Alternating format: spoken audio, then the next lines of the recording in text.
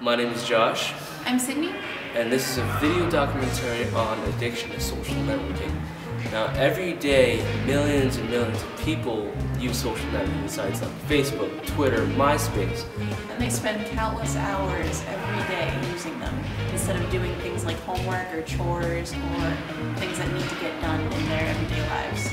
And this video is going to go over how much people are addicted to it, as well as providing a remedy to lessening or stopping the use of social networking in unhealthy ways. We went around and interviewed students at our school here at Abbey Kelly, and also a couple people outside of our school here at Abbey Kelly.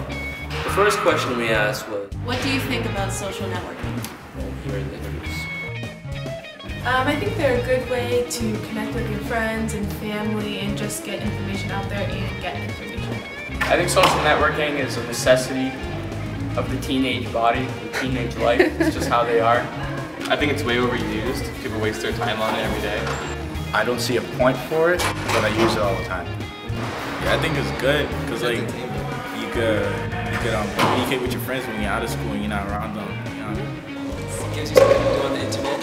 It's a nice way to talk to your friends, talk to people you know, communicate. I think it's pretty good for people to stay connected with each other and contact with each other at all times. Our second question that we asked, how often do you use social networking? I have Twitter, Facebook open on my phone 24/7. It's always open. Like every day. Every day? Yeah. I use them pretty much every day, 24 hours a day, anytime I can. Every day. Right after school, I just get on the internet and use it. Oh, my mom lets me use it. I use it like maybe once a day. Yeah. 5 hours and half of I that. have apps on my phone, so I can just whip it out anytime and I get notifications. Every day. Every day. Every day. I tweet all the time, but I can't check Twitter because I don't have internet on my phone. But when I have access to the internet, I always am online. Next question that we ask is, what are the benefits of social networking? Sometimes you can find information from like other pages that like companies make on there, or just like cool like advertisements that people have. So every time I go on, They don't. You just meet new people. Like without social networks, you can't really like meet new people. You wouldn't know. Well, oh hey, he does that too. It allows you to communicate with people that you may not be able to talk to every day. It allows you to figure out what your friends are doing, where everyone is, what's going on, and all stuff like that. I use them to talk to my friends, upload pictures, and just doing stuff like that. It's good for people to talk to each other, good that you can see what other people are doing at the time. I use them to talk to friends. I write what I'm thinking about, what's going on. I use it for pretty much everything. Next question, what are the cons of social networking? Drama. Bullying. Drama. Drama. Yeah, drama. They take up a lot of time. Go ahead. Social networks are bad because we stay on the web instead of doing our homework. Well, first, my eyes are horrible because of them. They distract me from school. Sometimes they cause problems between people, and just overall. Well, a lot of people will go on there instead of doing their homework, and it just distracts them from doing what they should. And I feel like it just makes technology overpower like doing stuff. Waste my time. They rely. Distraction. People get the wrong ideas about you. Cyberbullying. Yeah, and like I said, my homework time is increased because it's let me do 3 minutes of math and half hour on Facebook. I don't get any of my homework done. It's a big procrastination tool, and yeah, I'd say that's the biggest downfall of it. All right. And do you think you could go without social networking? Yeah, I think they can, but people seem to rely on it now. Yeah. It'd probably take a little bit of getting used to, but eventually, yeah, probably. I don't think so. No? No, I could not. I mean, I could text, but I couldn't go without them either. No, I cannot go without Twitter or Facebook. It's not possible. No. No? No. I could go without. There's weeks where I don't even go on. Yeah, I I could, because I don't even go on that much. I only go on during take away my internet. Yes. If I wanted to, I like to believe I could. I did it for 2 weeks once. Welcome back. So in a majority of the interviews you just saw, a majority of people said that they spend lots and lots of hours on social networking sites like Twitter, Facebook. The benefits of using social networking, we found most people have said just keeping in contact with your family and friends is a lot easier, and it definitely helps if you're farther away from home or if you just want to talk to your friends. The cons of social networking that you guys saw was that there's some drama involved, that people don't get homework done because it's a huge procrastination tool.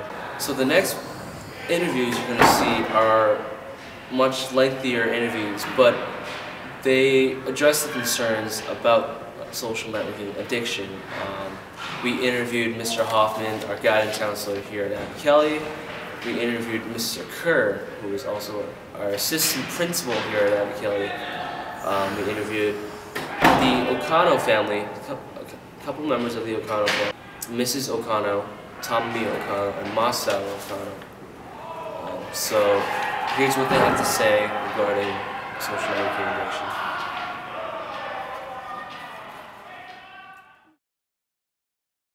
Well, one concern is something that we're already seeing, and that is what some people like to call internet gangsters or internet thugs. You know, the people that have a thought or an opinion, and it's usually not a good or a nice one, and they just express it on the computer. They hide behind the computer screen. They don't have to do it face to face. And so you see a lot of nasty stuff said just because they have the comfort of not having to confront them. It's a very passive way of expressing yourself. And that's one concern that I have. I'm noticing a lot of students are having trouble when they have a difficult conversation to have, whether it's with a teacher or another student. They don't have the tools to do it. A lot of times they ask me, can you talk to the teacher and ask them why I got this grade? I don't want to do it. I'm wondering if it's impacting social skills on a face-to-face level, because a lot of the communication's happening, not face-to-face. Kids, or even professionals for that matter, don't understand or fully understand that everything that they put on there is out there for anybody to see. And that's frightening. And I think that it's led to many problems, especially within schools, as far as bullying goes. The problems that we have to deal with because so-and-so said this on Twitter or said this on Facebook or put this picture on Facebook. And it's just a dangerous, dangerous thing. And I think that it's different from when I was growing up, where if you wanted to say something to somebody, you had to go to their house and say it to them, or you had to pick up the phone, and the house phone, not the cell phone, and actually call them. And now with the ease of putting anything on there for everyone to read, it's making our job very difficult. And where do we draw the line from what's going on in school and then these things that are carrying over outside of school? First of all, I want to say that social networking is a tool. It's something that we use in order to connect to each other. Mm-hmm. It's not a good thing, it's not a bad thing. But just like anything, like money and food, it can be used in excess and therefore have harmful results to people. So in terms of concerns that I have, people who are only using a digital medium to connect with other people, I think are missing out on ways to develop their interpersonal skills. So learning how to talk to someone face-to-face in person. Another concern that I have is with cyberbullying. It's a lot easier to make fun of someone. It's a lot easier to put some type of harsh comment in digital format when you have a mask or a veil in front of you, when you're not in the same room as a person. So one concern that I have is that a lot of cyberbullying happens, people making fun of people and picking on people because, and it's something that they wouldn't have done if they were in the same room as a person. Other concerns that I have are large companies having a lot of your personal information. with a lot of social networking sites, even Facebook, you can purchase things like stuff for Farmville or Tetris, and you give your credit card information, they have that all in there. Now, this is a similar situation to anywhere that you might have your information stored, but social networking sites are another place where you have a lot of personal information, and that there's always the possibility of that being hacked and people having access to that and using it in harmful ways too. I find that a lot of my friends and even some of my family members, they spend a lot of time on the internet, and I'm always amazed, where do they get the time to spend that much time on something like that? And I get all these Farmville requests if I go on Facebook, and all kinds of requests, and things that I don't have time for. So I'm just wondering if people who have several children, if their time is being used in the best way, and of course it's not for me to decide, but I have concerns at how much time people are spending on that kind of thing as opposed to real relationships, where you're in a room with somebody and having some kind of give and take and then doing something together with another person. So. That people are making less effort to express themselves because they just look for short new ways to abbreviate things and to let people know what's on their mind at the moment, so they're not really thinking on a larger scale. Are you yourself a social networking user? No. No. And I will not be. In fact, my friends that are, I'm so paranoid about it when they put pictures up of me. And I see them, or I let them know, please take them down. And it's just, I don't know why. I don't know why I don't do it, because there's certainly people that I would like to get in touch with. There's also people that I've worked really hard to fall out of touch with, so I don't want them to be able to find me. But I think that it certainly has its uses where, there's friends from high school and college that I lost touch with. I'd certainly love to be able to have a way to get in touch with them, but I just think that the dangers of it far outweigh the benefits. Yeah, I use Facebook, and originally I started using Facebook because I wanted to connect to family members, cousins, and people I haven't been able to see because we're kind of spread out all over the country. But once I got on Facebook, then I started finding friends that I hadn't seen in a long time, and was friend requested by a high school friend, and it kind of expanded a lot more quickly than I thought it would, but I don't spend a lot of time. I don't understand, and when these started coming out, and I wouldn't get onto Twitter, I didn't get onto Facebook, because one, I didn't think my life was exciting enough that everyone wanted to know what I was doing from minute to minute, and I don't know that many people's lives that are that exciting, that you're interested to know when they're eating a peanut butter sandwich. One thing that I think is very intriguing about social networking is how much information people share about themselves. Personal information, like what they had for breakfast or how they're feeling at any given moment.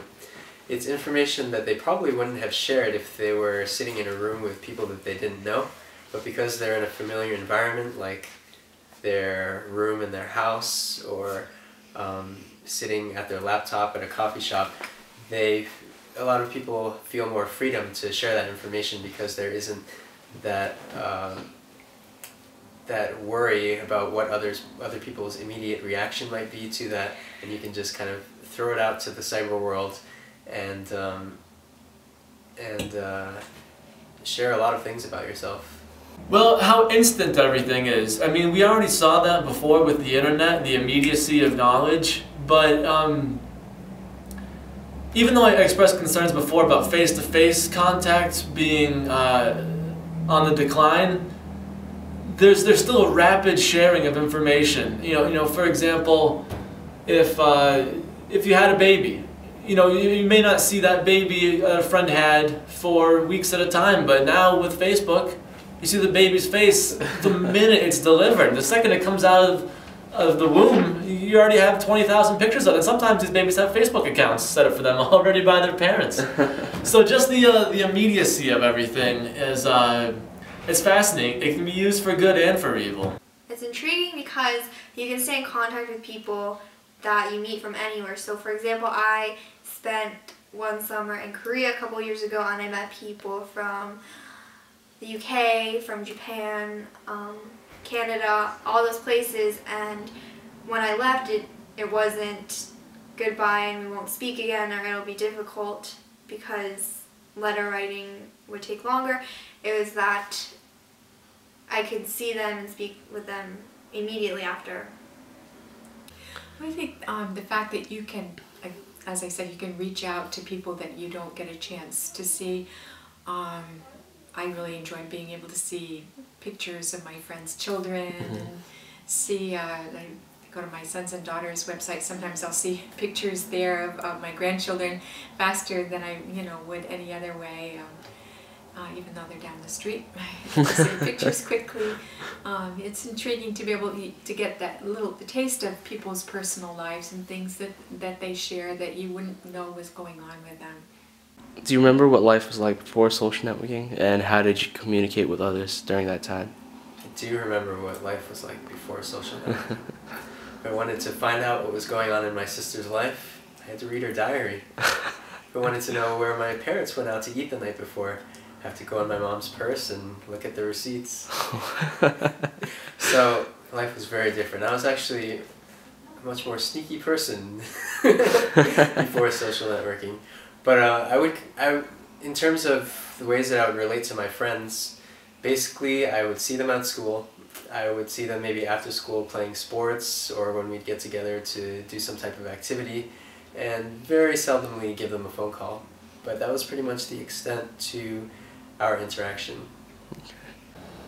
Well, I use the phone a lot more, I know that. I made a lot more phone calls, which was agonizing for me because I don't like the phone at all.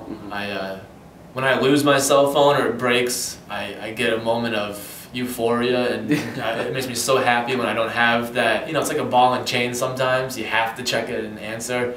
But yeah, before social media, if you had to talk to someone, and pretty much before social media, for me at least, was before text messaging too. So the only option you really had was to call someone, or I guess email to a much lesser extent, but also instant messaging on AIM, AOL's Instant Messenger. Everyone had a name and a profile, a much smaller profile than on Facebook. And instead of statuses, you left away messages that, that was the cool thing to do, I guess. But yeah, mostly instant messenger and the telephone. All right.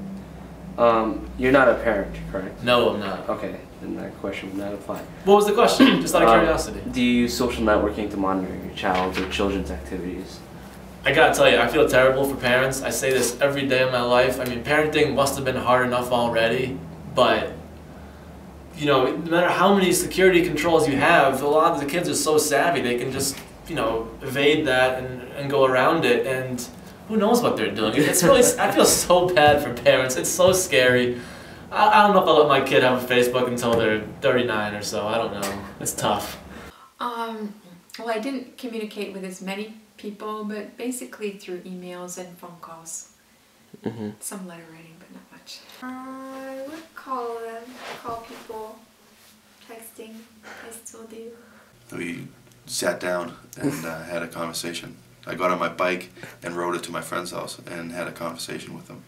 Or we picked up the phone. I mean, we didn't have cell phones.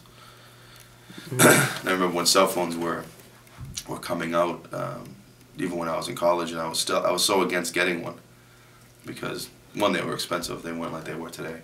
But I didn't want to fall into that. And now with the cell phones that you have, I mean, you don't have to leave your house. You can get anything you want on a phone, and it's unbelievable. But we're losing the ability to communicate with each other. We're losing that ability by text messaging, constantly being on that phone. You see when the school ends here, the second that bell rings and you look in the hallway, the first thing everybody does is pull out their phone. And now it's, my son or daughter needs a phone in case something happened. I don't know how we survived without them. for so long. But we did, and we were okay, and we grew up, and we didn't have to talk to someone every second of the day. But that's how we communicated. We picked up the house phone and called. All right, so this one's for teachers. How do you think social networking is affecting your students? Are the students affected negatively or positively, and why? I say both. I refuse to believe that it's purely evil and it's dumbing down society and it's and just wreaking havoc. I also refuse to believe that it's this amazing invention that is saving the world. I mean, positively, like I said, it connects people. If a coach has to get a message out, they're able to do that on Facebook right away. If they're not able to call someone, you know, it helps drum up interest in events. A lot of school events don't get a whole lot of buzz until it hits Facebook. I've learned from some students, and that when it gets talked up, like the alumni soccer game we had, without Facebook, how would we have contacted any of these people? We don't have their numbers anymore. Who knows where they are? And like I said, negatively, you get these internet thugs and gangsters who just, you know, have nothing better to do than sit around and think of nasty things to say about other people, and they just hit send and they don't have to deal with it. You know, it's cowardly, really. Positively, where you're looking at, you know, some of the clubs that we have are certainly opening Twitter accounts or Facebook pages, colleges, and that's another danger that I don't think kids realize. You know, when I applied to college, first we had to handwrite everything and it wasn't computers, but we would send away our essays. They would read them, and if we got an interview, we'd sit down and talk to them. That was the only way that they could find out any information about us. Now, all I have to do is type in a name, you know, and I get their Twitter accounts, and I get to see their pictures, and I get to see how they communicate with their friends. And as a college office, do I really want that in my school? But I think that it does have there's definitely some positive things that come out of that, where if you have, like I said, clubs in the school, you've opened some Facebook where you can communicate outside of school. But negatively, I have a feeling that students do, you know, I've looked at just random pages where I've seen kids that have 10, 15, 20,000 tweets. Is that what it is, tweets? 20,000 tweets. How can you find time to do anything else? So it's a major distraction if this is all we're doing, and never mind, those are just the tweets. We won't even get into the text messaging. That probably takes up the rest of their time, or they're not tweeting, their text messaging. So that's taken away from schoolwork, that's taken away from actual socialization. You know, have kids forgotten how to talk? I mean, kids and adults, young adults. You've forgotten how to talk to each other, face to face. You know, we text, we tweet. We don't talk anymore, and that's so evident when I'm looking at kids writing. You know, they're writing like they're tweeting, they're writing like they're text messaging. So education is certainly more important. It's more important, but it's getting hurt by the fact that we don't have to write anymore. We LOL and BTW, and kids put those in papers, and we're losing a part of ourselves in the education system by allowing it to happen, I think. One question. What do you think would be a good remedy for lessening or stopping social networking addiction? I think, you know, all of us can probably reach out more to people in more substantial ways. I know I definitely could do that more with my own family members, you know, maybe write that little note, or, you know, some of the time that's spent on social networking could be spent going someplace together with other people and doing something substantially, unless you just come back and post it on Facebook. Right. But you know, those substantial relationships where you see people eye to eye and spend time with people, do something together. I think when people have more of those experiences, I think there's probably less of a desire to spend hours and hours on the internet because you have something else to do. My one idea is pertaining more to helping children or youth who still live under their parents' roof. And this would be to set very clear time limits on how much time your children can spend on the internet, and also using social networking type sites or programs like instant messaging or Facebook or MySpace, those types of things. And I think that that would help a lot because it would get the kids off the computer and interacting with the real world around them, pursuing their hobbies, doing better academically, and also developing their interpersonal face-to-face relationship skills. I don't know if there's a remedy. Yeah. That's the problem. You know, for so long, it was, MySpace. Then Facebook came and made it even easier. And then Twitter came and made it even easier. So they're going to continue to put out the next best thing and the easier way to communicate, or if you want to call it communication. But I don't know if there's a remedy, because the amount of, you can't have a kid sit through a 42-minute class without feeling the need to tweet, "I'm hungry." So you want to know, the remedy is, honestly, get over yourself and stop thinking that anyone cares that you're hungry. I mean, that's the remedy.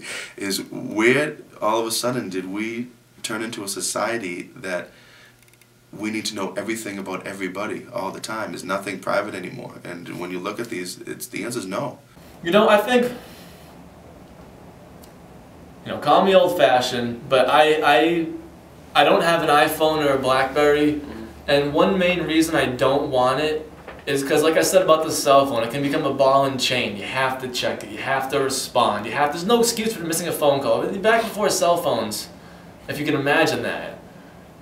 If you missed a phone call at home, you missed it. They may have left a message, you may have caller ID so you can see who called, but it was easier to say things like, "Oh, I was out of the house," or "I was on the other line." Now, you have no excuse for not being totally connected and checking everything. So to bring it back to what I was originally saying, I don't want an iPhone or anything like that, because you automatically get the Facebook updates. And so it's almost as if you don't see what happens on Facebook instantly, you're out of the loop and it's ancient history. And I just don't want to get caught up in the hustle and bustle of another alert, oh my god, I gotta post on this now. It's you know, I think that's one way you can remedy it. Maybe detach yourself from the technology a little bit. You know, I get caught up on the computer a lot because I don't want to fall behind. I want to get the latest news. I want to find the latest injury on my favorite sports team, or get the latest fantasy football advice or whatever. Right. But you realize if you wait a couple hours, it's okay. It's still going to be there. You can still find it. You're not that out of the loop. So I think just making a conscious decision to disconnect for a while and not have it on your computer, on your phone, on your tablet, you know, everywhere you go. Just make it less of a priority, really. You know, maybe not play every Farmville game, maybe not join 1,000,000 clubs, you know, but it can be used for very positive reasons, and I'm curious to see where it's going to be, you know, 15 years from now. I can only imagine how much it'll take off.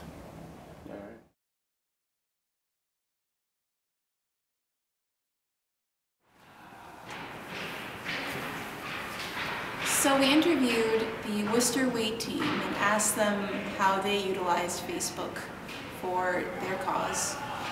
So before we show you who the Worcester WAIT Team is, the Worcester WAIT Team is a non-profit performing arts group that performs to spread the awareness of AIDS and HIV through performing arts like dancing, singing, acting, and we discovered that they use social networking to benefit their cause. To benefit their cause, and here's what they have to say.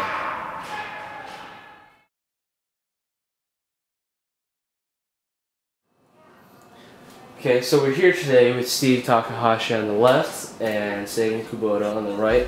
They're both representing the Worcester WAIT Team in today's interview. So, as a performing arts group / non-profit organization, how do you guys utilize social networking? Well, we use things like Facebook a lot for scheduling practices or events or like anything like party that we want to organize with ourselves to bond. It's also good for things like spreading our word and our message of like abstinence and weight itself. Now, what social network sites do you guys use? We only use Facebook right now. We don't have a need for things like Twitter or MySpace, so yeah. What advantages do you have using social networking, and what are the disadvantages? Advantages, we don't see each other every day of the week, so it keeps us connected, keeps us updated and everything. So Facebook, you got lots of friends. You type in stuff and they know what's going on with you, so it's good to let people know.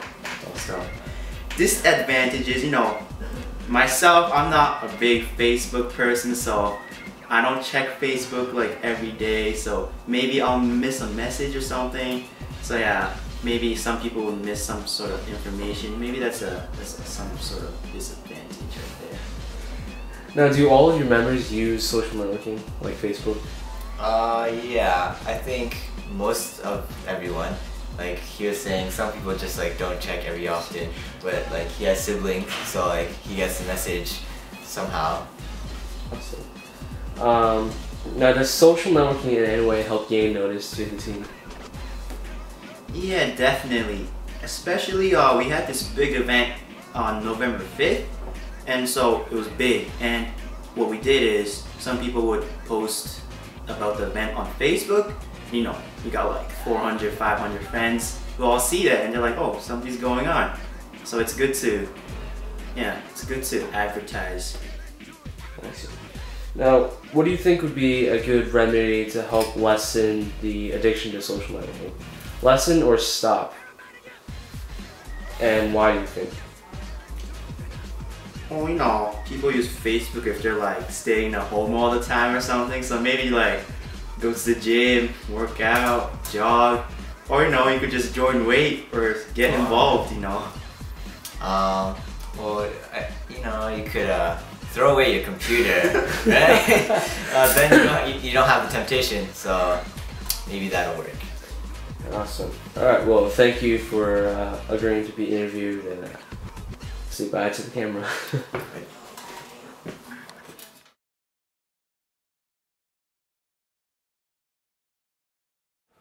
So, welcome back. That was our last interview that we've done.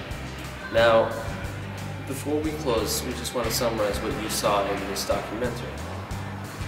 A majority of the people we interviewed said that they use social networking hours in a day, and that they don't get anything done because of it.